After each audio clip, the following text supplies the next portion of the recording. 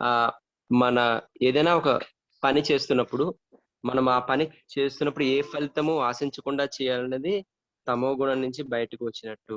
ఏదైనా ఏవైనా తప్పుంటే కొంచెం కరెక్ట్ చేయండి గురుగారు.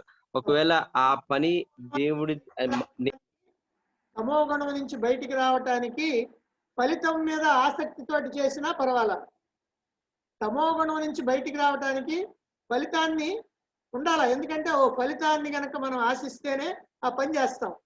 ఆ పని చేస్తేనే మన సోమర్తనం పోద్ది. కనుక తప్పు లేదు. ఆ తర్వాత ఏం చేయాలంటే అప్పుడు నిష్కామంగా చేయాలి.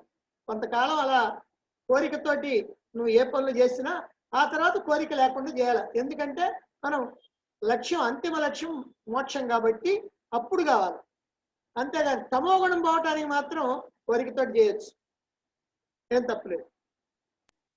అదే పని రజోగుణం నుంచి కూడా బయటికి వచ్చిగా చేయాలంటే అది అది ఏ విధంగా మనం భావన చేయాలి గురువు గారు? భగవంతుని మీద అనన్యమైనటువంటి భక్తి కనుక ఉన్నట్లయితే అప్పుడు ఆటోమేటిక్ గా ఇది పోద్ది. ఈ ఈ అది చేయాలా ఇది చేయాలా అనేటువంటి ఆలోచన పోద్ది. భగవంతుని మీద అనన్యమైనటువంటి భక్తి ఉంటే ఇంకా ఇక్కడ ఏదేదో అది చేయాలి ఇది చేయాలి ఇది చేయాలి అది చేయాలని పరుగులు తీయటం మాత్రం ఉండదు.